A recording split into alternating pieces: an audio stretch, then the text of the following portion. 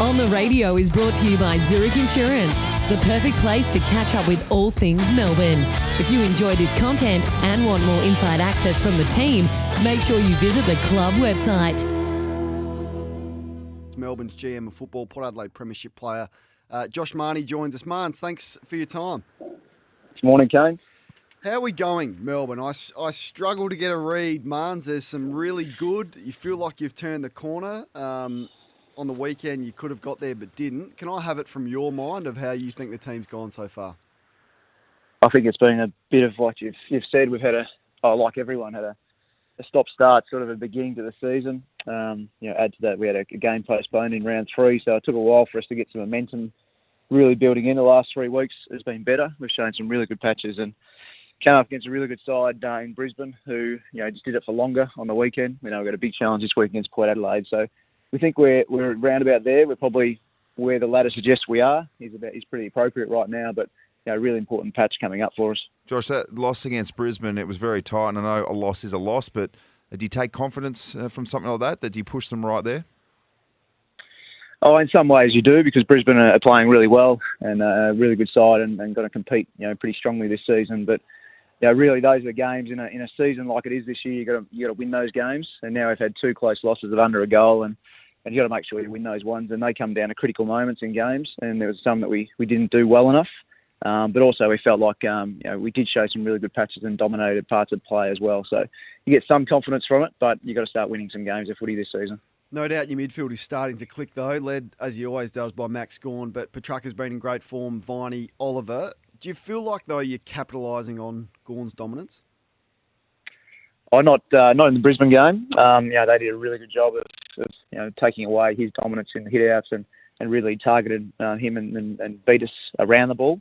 The 2 previous weeks, we saw the dominance, and we've been able to have that group now together for a couple of years. They all had strong pre-seasons. They've trained together, and you can see the connection they have through the midfield. Again, with our back line, they're starting to play together. May and Lever, the more games they get, they're going to get better, and our forward line's still developing. We're not getting maximising that into the ground right now, but we've got some young tools down there and some other crumbing and medium-sized players. So we think that the list is there, and it's just about getting them playing together and coming together each week.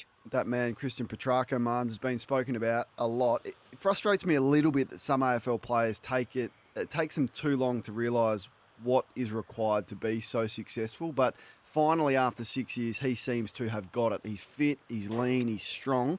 And he could be anything. Oh, he's a dynamic player.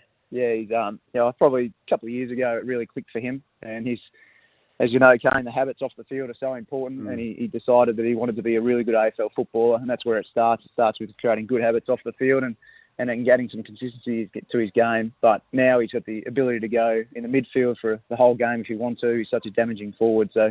Him along with the other midfielders are developing a really good connection and a good, formidable midfield. Have you signed him up yet, Marnes? Yep.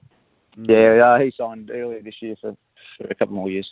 Good timing for the Melbourne Football Club. What about your job? Because this contract freeze has been lifted now. How many players do you need to get done basically immediately, and how are you going about working through that? Yeah, well, our list manager Tim Lamb's been having conversations the whole way through this period, and now it's been lifted. You can officially sign guys. So we got quite a few guys out of contract this year. Somewhere around 15 at the moment. So it's now working through those, targeting different players, and it's going to be a different sort of a year. Particularly with the draft potentially pushed back. There's not a lot of footy getting played in Victoria, obviously at the moment, the NAB League. So it's going to be a very different year in terms of drafting and trading. So we're ready for whatever gets thrown towards us.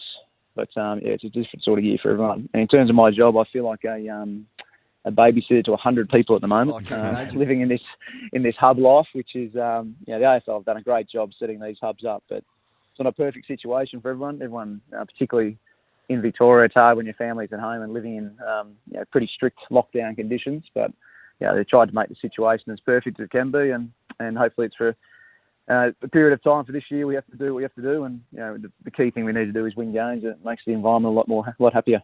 Hazy and I were speaking about that before. I can imagine it's reasonably easy to control's the wrong word, but put restrictions on the players, and they get it, they understand it. probably by extension, most of the partners and wires would understand that as well. But when it gets broader than that, Marnes, I'm assuming that some don't understand the importance of the situation and doing the right thing. Is that fair? Oh, it's important that when people come into the hub that it's explained to them. First of all, the privilege we've all got to be in this situation that we've been able to get into Queensland under really strict conditions. So it's been clear on what those are. But then our approach has been to actually embrace the families and while they're up here. So they know the rules, they live the same way we do, and actually it's really added to our environment to have kids running around in the kitchen room. It's been really good for us. So. Yeah, I think just letting them know why it's so important we follow the protocols, not just because it's the reason we're here, but it's also we don't want to have COVID-19 at all in this hub because the impact it could have on people individually, but also on the competition. So everyone's been really good so far. We've got another group of 20 joining us on Friday, and then another group of 20 in a couple of weeks' time. So we'll get up to about 115 in our hub, which is quite a significant number. But we're looking forward to what that. Really the challenges that'll bring. On to Port Adelaide, and how have you viewed their season, and what do you think their biggest strength is? Oh, they've played some really good footy. They play a similar way that we play, really contested style of game, but their ball movement's been really impressive, and having such a key target like Charlie Dixon's been a dominant forward for them. So, they're going to present us a lot of challenges, but it's going to be a good exciting game, pretty much like the Brisbane game. It's going to be one at the contest. Two midfields, seeing them going head-to-head is going to be really exciting for tomorrow night. On some of those matchups, and you mentioned that man, who gets Charlie Dixon? Well, we've probably got a couple options, but Stephen May has played a bit of footy with him in the Gold Coast, so I think it'd be out of him or Oscar McDonald, I'd imagine. Do you feel like they were exposed? Well, you would feel like they were exposed in the ruck on the weekend, particularly the dual threats in Ryder and Marshall, and that was something that you could exploit this week with an experienced ruckman they'll have in Laddams? Oh, it's one area that we have to try and target, but we saw, as we already mentioned last week, that Brisbane went in with two inexperienced ruckmen against Gorney, and they beat us through the midfield as well. So we've got to make sure that we're maximising the strengths that we've got. We know that Port Adelaide will come with some strategies around trying to limit that. But, we've got to get back to maximising probably Max's strengths and winning the clearances and scoring off the back of that. How's our man Alan Richardson settled in at his new club? He's going well. He just rode past on his push bike, actually.